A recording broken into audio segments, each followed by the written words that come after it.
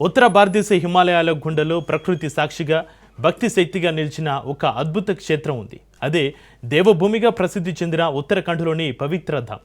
అలకనంద నది గర్జన మధ్య పర్వతాల మౌన సాక్ష్యంగా ఉగ్రశక్తి రూపంలో వెలిసిన అమ్మవారు ధారీదేవి. రోజుకు 3 సార్లు రూపం మార్చుకునే దేవి భక్తులను కాపాడే శక్తి. ఆమె విగ్రహాన్ని కదిలిస్తే ప్రకృతి కోపిస్తుందా? 2013లో వరదల వెనక నిజంగా దేవి ఆగ్రహమే ఉందా, లేదా అది కేవలం ప్రకృతి వైపరీత్యమా? ఇన్ని రహస్యాల మధ్య నిలిచిన ఈ క్షేత్రం నిజంగా శాస్త్రానికి అంతని మర్మమా? ఒకవైపు సైన్స్, మరోవైపు భక్తుల అచంచల నమ్మకం. అసలు ధారీదేవి మహత్యం ఏమిటి? ఎందుకు పాక్ ఉగ్రవాదులు క్షేత్రం జోలికి వెళ్ళడానికి సాహసం చేయడం లేదు?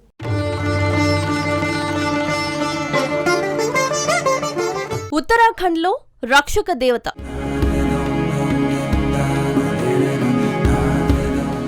రోజులో 3 రూపాలు.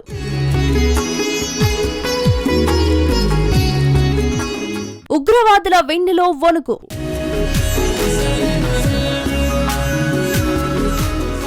భారతదేశంలోని ఉత్తరాఖండ్ రాష్ట్రం దేవభూమిగా ప్రసిద్ధి చెందింది. ఈ రాష్ట్రం ఎటు తిరిగినా భక్తి, ఆధ్యాత్మికత, ప్రకృతి అందాల కలయిక కనిపిస్తుంది. మంచుతో కప్పుకున్న హిమాలయ శిఖరాల మధ్య అనేక పవిత్ర దేవాలయాలు నిలిచాయి. వాటిలో చాలా మంది స్వయంభూ క్షేత్రాలుగా ప్రసిద్ధి చెందాయి. ఇలాంటి దేవాలయాల్లో ఒక్క ధారాదేవి ఆలయం ప్రత్యేకమైన స్థానం కలిగింది. అలకనంద నది ఒడ్డున పర్వతాల ప్రకృతి ఆరాధనలో వెలిసిన ఈ ఆలయం స్థానికులకు రక్షక దేవతగా పరిగణించబడుతుంది. ఈ దేవి కాళికాదేవి రూపంలో భక్తులను రక్షించే శక్తివంతమైనది. చార్ధామ్ యాత్ర ప్రాంతం సహా మొత్తం హిమాలయ ప్రాంతాన్ని ఆమె దైవశక్తి కాపాడుతుందని భక్తుల్లో ప్రగాఢ విశ్వాసముంది. ఈ ఆలయం 8వ శతాబ్దం నాటిదని చరిత్ర చెబుతుంది. సైన్స్ కు కూడా అందని రహస్యాలు దాగి ఉన్న ఆలయాల్లో ఇది ఒకటిని చెప్పాలి. ఈ ఆలయ ప్రస్తావన మహాభారతంలోనూ ఉంది. 108 శక్తి పీఠాల్లో ధారీదేవి ఆలయం కూడా ఒకటని దేవి భాగవతంలో తెలిపారు. సిద్ధపీఠం పేరుతో అమ్మవారి ప్రస్తావన ఉంది. ఆదిశక్తి ఉగ్ర అంశం మహాకాళికి మరో రూపమే ధారీదేవి. పురాణాల ప్రకారం ధారీదేవి రోజుకు 3 సార్లు తన రూపాన్ని మార్చుకుంటుంది. ఉదయాన్నే యువతిగా, మధ్యాహ్నం మధ్య వయస్కురాలిగా, సాయంత్రం యోధురాలైన భయంకర రూపంలో భక్తులకు దర్శనమిస్తుందని చెబుతారు. సాధారణంగా దేవతలు ఆలయం గర్భగృహంలో ప్రతిష్ఠించబడతాయి. కానీ ధారీదేవి భూగోపురంలో కూడా ఆలయం వెలుపల భౌతికంగా దర్శనమిస్తారు. స్థానికుల విశ్వాసం ప్రకారం భూమి, ప్రకృతి, సృష్టి పరిరక్షణ కోసం ఆమె బహిరంగంగా దర్శనమిస్తుందని నమ్మబడుతుంది.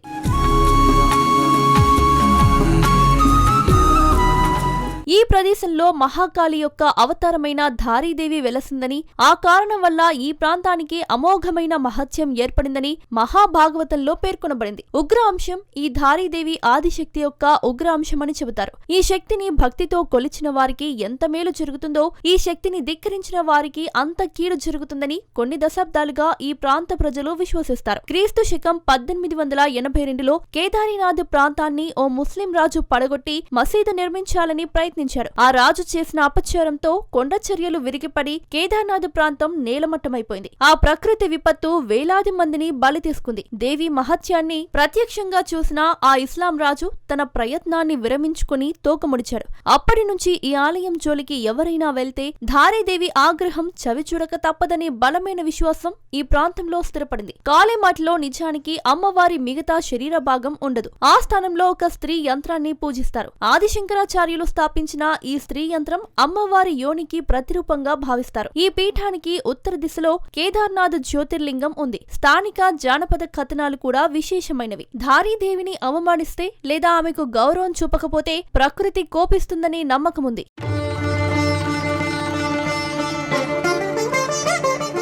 2013లో విద్యుత్ ఉత్పాదనకు అడ్డంగా ఉన్న ధారీదేవి విగ్రహాన్ని అక్కడి నుంచి తొలగించి ఆ విగ్రహాన్ని అక్కడికి పై ప్రదేశంలో ఉన్న ఒక పీఠం మీద ప్రతిష్ఠించినప్పుడు కాళీ మఠక్షేత్ర విగ్రహానికి ధారీదేవి విగ్రహానికి మధ్య ఉన్న దిక్కులకు సంబంధం మారిపోయిందని అక్కడ స్వామీజీ తెలిపారు. అందువల్లనే ధారీదేవి తన శాంతాన్ని కోల్పోయి ఆగ్రహాన్ని ప్రదర్శించిందని, ధారీదేవి విగ్రహాన్ని అక్కడి నుంచి తొలగించిన కొద్ది గంటల్లోపే తన ఉగ్రరూపం చూపిందని చెప్పారు. మరుసటి రోజే కేదార్నాథ్ ప్రాంతంలో దట్టమైన కారుమబ్బులు కమ్ముకొని సమయంలోని ఇప్పటి వరకు ఆ ప్రాంతంలో కనీవిని ఎరగని కుంభవృష్టి ప్రారంభమైంది. ఆ తర్వాత 2 గంటల పాటు ఆ మహావర్షం కొనసాగింది. ఆకస్మిక వరదలు ఉత్తరాఖండ్ ని ముంచెత్తాయి. ఈ వరదల కారణంగా దాదాపు 5,000 మంది మానవులు అకాల మరణం పొందారు. ఇటు గుడిని పడగొట్టడానికి, అటు కుంభవృష్టి కారణంగా అలకనంద వరదకు గురి అవటం కేవలం కాకతాళీయమని భావించడం బుద్ధిహీనత అని ఉత్తరాఖండ్ కి చెందిన కృష్ణాజీ అనే ఒక సాధువు పేర్కొన్నారు. ఇప్పటికైనా ఆ దేవి విగ్రహాన్ని స్వస్థలానికి చేర్చాలని స్థానికులు ప్రభుత్వాన్ని కోరుతున్నారు.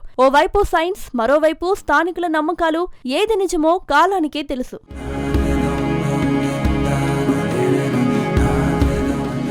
ఆలయం పరిసరాలు కూడా ప్రత్యేకం. ఒకవైపు వేగంగా ప్రవహించే అలకనందా నది, మరోవైపు చల్లని పర్వత గాలులు, వేద మంత్రోచ్చారణలతో మారుమ్రోగే ప్రకృతి అందాలు. ఇవన్నీ అక్కడి వాతావరణాన్ని ప్రశాంతంగా చేస్తాయి. ధ్యానం, సాధన, ఆధ్యాత్మిక శ్రద్ధను పెంపొందించుకోవాలనుకునే వారికి ఇది అత్యంత అనుకూలమైన స్థానం. భక్తుల విశ్వాసం ప్రకారం ధారీదేవి దర్శనం పొందడం ద్వారా కష్టాలు, సమస్యలు తొలగిపోతాయి. చార్ధామ్ యాత్రికులు కూడా తమ యాత్ర విజయవంతంగా సాగాలని ప్రార్థిస్తూ ఇక్కడకు వస్తారు. ధారీదేవి ఆలయం కేవలం తీర్థయాత్ర స్థలం మాత్రమే కాక ఆధ్యాత్మిక మేల్కొలుపు, జీవన పాఠాలను నేర్పే పవిత్ర క్షేత్రంగా నిలిచింది. అయితే ఈ ఆలయమే ఉగ్రవాదుల వెన్నులో వణుకు పుట్టిస్తుంది. డెహ్రాడూన్, హల్ద్వానీ, కోట్వార్ వంటి ప్రాంతాల్లో మతోన్మాదులు రెచ్చిపోతున్నారు. కాల్పులు, ద్వంద్వ హత్యలు, సామూహిక దాడులు చేస్తున్నారు. కానీ ధారీదేవి ఆలయం ఉన్న పరిసరాలకు మాత్రం వెళ్లేందుకు భయపడుతున్నారు. అమ్మవారికి ఆగ్రహం వస్తే ప్రళయం తప్పదని వణికిపోతున్నారు. అందుకే భారత్లో పాకిస్తాన్ ఉగ్రవాదులు ఎప్పుడు దాడి చేయాలని చూసినా వేర్వేరు ప్రాంతాలను ఎంచుకుంటారు.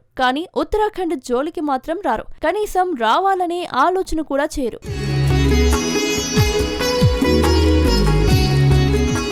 నవరాత్రుల సమయంలో ఈ ఆలయంలో ఉత్సవాలు ఘనంగా నిర్వహించబడతాయి. వేలాది మంది భక్తులు వచ్చే ఈ పండుగ సమయంలో ఆలయం ఆధ్యాత్మిక ఉత్సాహంతో కలకలలాడుతోంది. ప్రకృతి అందాలు, శాంతియుత వాతావరణం, భక్తి ఆరాధన కలిసినందున ఈ ఆలయాన్ని ఒక్కసారి దర్శించుకోవడం జీవితంలో ప్రత్యేకమైన అనుభవంగా భావించబడుతుంది. ఇక్కడి భక్తుల విశ్వాసం, దేవి మహిమ కారణంగా పరిసర ప్రాంతం కూడా సురక్షితం. భక్తులు చెబుతున్నట్లుగా ధారీదేవి శక్తి వల్ల ఇక్కడి భూమి, పర్వతాలు, నది శాంతంగా ఉంటాయి. ఉగ్రహింస, చోర చిరుకులు ఈ పవిత్ర స్థలానికి చేరలేవని భక్తుల విశ్వాసం సూచిస్తుంది. అందువల్ల ధారీదేవి ఆలయం ఆధ్యాత్మిక శక్తి, భక్తి మరియు ప్రకృతి సౌందర్యం కలిసిన ఒక విశేషమైన క్షేత్రంగా నిలిచింది. దీనిని లక్ష్యంగా చేసుకుని పాకిస్తాన్ ఉగ్రవాదులు ఎన్నో కుట్రలకు పాల్పడాలని ప్రయత్నాలు చేశారు. కానీ అడుగు కూడా ముందుకు వేయలేకపోయారు. ఇప్పటికే ఆలోచన చేయడానికే భయపడుతున్నారు.